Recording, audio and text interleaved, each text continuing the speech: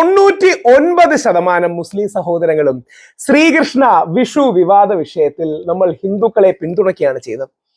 99% എല്ലാ സമൂഹത്തിലെ ആൾക്കാരും, കുറച്ച് ഇടതുപക്ഷ കമ്മ്യൂണിസ്റ്റ് പുരോഗമന സുഹൃത്തുക്കൾ വരെ അങ്ങനെ ശ്രീകൃഷ്ണൻ ഒരു ചിക്കന്റെയും കുഴിമന്തിയുടെയും മുമ്പിൽ നിൽക്കുന്ന ചിത്രം ശരിയല്ല എന്ന നിലപാടാണ് പറഞ്ഞത്. അതാണ് നമ്മുടെ കേരളത്തിന്റെ നന്മ. അതാണ് നമ്മുടെ കേരളത്തെ ഇന്ത്യയിൽ നമ്പർ 1 ആക്കുന്നത്. നമ്മൾ വ്യത്യസ്ത മതവിശ്വാസത്തിൽപ്പെട്ടവരായിരിക്കാം, ഇടതുപക്ഷ ചിന്താധാരയിൽ പോലും പെട്ടവരായിരിക്കാം, അതായത് പൊതുവെ എല്ലാ വിശ്വാസങ്ങളോടും അനുകൂലമല്ലല്ലോ.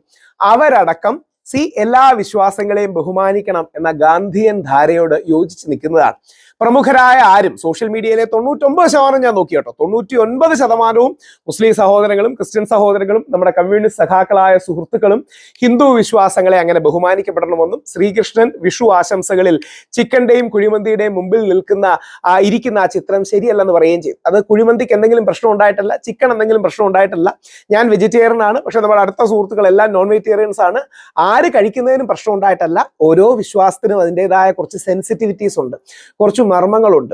ഒരു കപട പുരോഗമനവാദിയും അറ്റ്ലീസ്റ്റ് ഞാൻ ജസ്റ്റ് ഒന്ന് സ്കാൻ ചെയ്ത് നോക്കിയപ്പം കണ്ടതിൽ ആരും ഇല്ല കുഴപ്പമില്ല ശ്രീകൃഷ്ണൻ കുഴിമന്തി കഴിച്ചോട്ടെ എന്നൊരു നിലപാട് പറഞ്ഞില്ല. 99% മുസ്ലിം സഹോദരന്മാരും സഹോദരിമാരും അതിശക്തമായി അത് ചെയ്തത് തെറ്റാണ്. ചിലരൊക്കെ അങ്ങനെ തെറ്റായ ഒരു പോസ്റ്റ് ഇട്ടവനെ കടന്നാക്രമിക്കുകയും അവനെ അധിക്ഷേപിക്കുക അല്ലെങ്കിൽ അവനെയും അതിശക്തമായി തള്ളി പറയുകയും മറ്റും ചെയ്തു. ആ ഇട്ട സുഹൃത്തും ഒരുപക്ഷെ ദുരുദ്ദേശം വെച്ചായിരിക്കില്ല എടുത്തത്.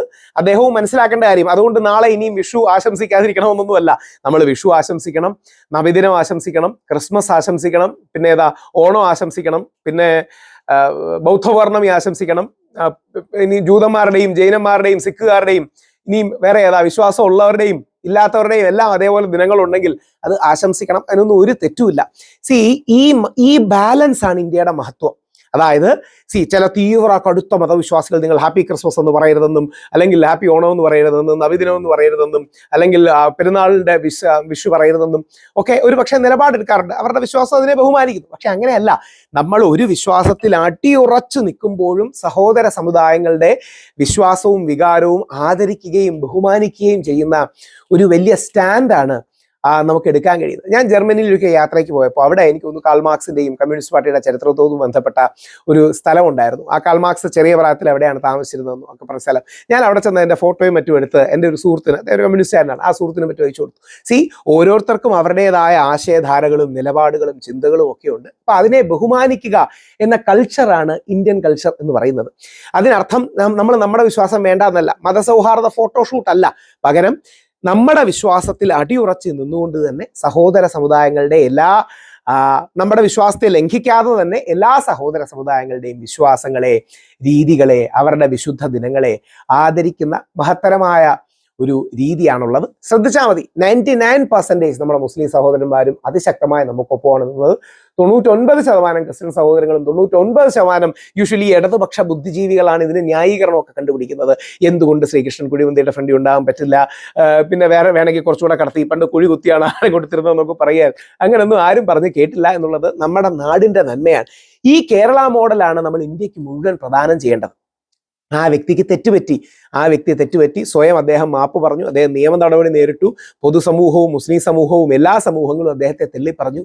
ഈ പോസിറ്റിവിറ്റിയാണ് കേരളത്തെ കേരളമാക്കുന്നത്, ഈ ശ്യാമസുന്ദര കിഴക്കേദാര ഭൂമിയാകുന്നത്, ബലിരാജ്യമാക്കുന്നത്, രാമരാജ്യമാക്കുന്നത്, സ്വർഗരാജ്യമാക്കുന്നത്, സ്വപ്നരാജ്യമാക്കുന്നത്. അപ്പോൾ ആ നന്മ നമുക്ക് തുടരാൻ കഴിയട്ടെ. പിന്തുണച്ച എല്ലാ മുസ്ലിം സഹോദരന്മാർക്കും ക്രിസ്ത്യൻ സഹോദരന്മാർക്കും കമ്മ്യൂണിസ്റ്റ് സഖാക്കൾക്കും നന്ദി. ഈ പാറ്റേൺ ആണ് നമ്മൾ പിന്തുടരേണ്ടത്. ഇങ്ങനെ തെറ്റുപറ്റിയാൽ അതിനെ ന്യായീകരിക്കേണ്ട, അപ്പോളജൈസ് ചെയ്യുക, തള്ളിപ്പറയുക. ഹിന്ദു സമൂഹത്തിന്റെ, ക്രിസ്ത്യൻ സമൂഹത്തിന്റെ, മുസ്ലിം സമൂഹത്തിന്റെ അടക്കം സെന്റിമെന്റ്സ്. പണ്ട് MF ഹുസൈന്റെ ഹിന്ദു ദേവീ ദേവന്മാരെ അധിക്ഷേപിക്കുന്ന ചിത്രങ്ങൾ വരികയുണ്ടായി. അപ്പൊ MF ഹുസൈൻ എന്ന ചിത്രകാരൻ തീർച്ചയായിട്ടും വളരെ പ്രഗത്ഭനായ ഒരു ചിത്രകാരനാണ്. പക്ഷെ അദ്ദേഹത്തിന്റെ ഈ ചിത്രങ്ങളോട് നമുക്ക് നിലപാടിൽ എതിർപ്പുണ്ട്. അങ്ങനെ ഞങ്ങൾ ഒരു ടീമായിട്ട് ക്യാമ്പയിൻ ചെയ്യുകയും MF ഹുസൈനെതിരെ അതിശക്തമായി ഞങ്ങളപ്പം തീരുമാനിച്ചൊരു എടുത്ത നിലപാടെന്ന് പറഞ്ഞാൽ നമ്മൾ ശ്രീ MF ഹുസൈൻ എന്നേ പറയൂ. അതോടൊപ്പം MF ഹുസൈൻ എന്ന വ്യക്തിയെയല്ല, അദ്ദേഹത്തിന്റെ ചില ചിത്രങ്ങളുടെ നിലപാടുകളോടാണ് വിയോജിപ്പ് എന്ന് പറയുകയുണ്ടായി. അല്ലെങ്കിൽ യേശു ക്രിസ്തുവിനെ അവഹേളിക്കുന്ന ഡവിഞ്ചി കോഡ് വന്നു. ഡവിഞ്ചി കോഡ് ഗംഭീര സിനിമയാണ്, ലോകം അറിയപ്പെടുന്ന സിനിമയാണ്. എന്നാൽ അതിൽ യേശു ക്രിസ്തു മഗ്ദലന മറിയെ വിവാഹം ചെയ്തു എന്നൊക്കെയുള്ള പരാമർശങ്ങളുണ്ട്. അപ്പൊ ശരിയല്ല. മഗ്ദലന മറിയെ ഒരുപാട് ഒരുപാട് പ്രധാനപ്പെട്ട സന്ദർഭങ്ങളുണ്ട്. പക്ഷേ നമ്മുടെ എല്ലാം വിശ്വാസപ്രകാരവും ചരിത്രപ്രകാരവും യേശു ക്രിസ്തു മറിയ കല്യാണം കഴിച്ചവർക്ക് കുട്ടി ഉണ്ടായിരുന്നൊന്നും നമ്മുടെ ഒരു വിശ്വാസത്തിലും, നമ്മുടെ എന്ന് പറഞ്ഞാൽ ക്രിസ്ത്യാനികളുടെയും ആരുടെയും ഒരു വിശ്വാസത്തിലും ഇല്ല. അപ്പൊ അത് ശരിയല്ല. കാര്യം വ്യത്യസ്തതകൾ കാണാം, വ്യത്യസ്ത നെറേറ്റീവ്സ് കാണാം. പക്ഷേ യേശു ക്രിസ്തു കല്യാണം കഴിക്കാത്ത യേശു ക്രിസ്തു കല്യാണം കഴിച്ചു എന്നൊക്കെ പറയുന്നതും അത് ശരിയല്ല. അതിന് ചില ലക്ഷ്മണരേഖകളുണ്ട്. ഇതേപോലെ തന്നെയാണ് നമ്മുടെ ഇന്നസെൻസ് ഓഫ് മുസ്ലിംസ് എന്നൊരു സിനിമ വന്നു. പേര് കേട്ട ഇന്നസെൻസ് ഓഫ് മുസ്ലിംസ് ആണ്, പക്ഷേ യഥാർത്ഥത്തിൽ പ്രവാചകൻ മുഹമ്മദ് നബി സല്ലല്ലാഹു അലൈഹി വസല്ലത്തെ അധിക്ഷേപിക്കുന്ന ഒരു സിനിമയാണ്. ഇതൊന്നും നമുക്ക് വേണ്ട, അങ്ങനെ പറഞ്ഞൂടെ? അങ്ങനെ ഒരു നിലപാട് നമുക്ക് എടുത്തുകൂടെ? ഹിന്ദുക്കളെയും മുസ്ലിങ്ങളെയും ക്രിസ്ത്യാനികളെയും ബൗദ്ധരെയും ജൂതരെയും ജൈനരെയും പാഴ്സികളെയും പിന്നെ എല്ലാ മതങ്ങളെയും, ആരുടെങ്കിലും പേര് വിട്ടുപോയിട്ടുണ്ടെങ്കിൽ ബോധപൂർവ്വമല്ല, സൊറാസ്ട്രിയന്മാരെയും എല്ലാവരെയും ഇതേപോലെ അപമാനിക്കാത്ത, ബഹുമാനിക്കുന്ന ഒരു നിലപാടെടുക്കണം. അതാണ് ഗാന്ധിയൻ സമീപനം, അതാണ് ഭാരതത്തിന്റെ സംസ്കാരം, അതാണ് ഇന്ത്യൻ കൾച്ചർ എന്ന് പറയുന്നത്. അപ്പൊ ഈ വിഷയം കേരളം യഥാർത്ഥത്തിൽ വിജയിക്കുകയാണ്, കേരളം യഥാർത്ഥത്തിൽ പോസിറ്റീവ് ആകുകയാണ്, എല്ലാവരും ഒന്നാകുന്ന നിലപാടാണ് നമുക്ക് എടുക്കേണ്ടത്. ആ നിലപാടെടുത്ത എല്ലാ മലയാളികൾക്കും ജയ് ഹിന്ദ്.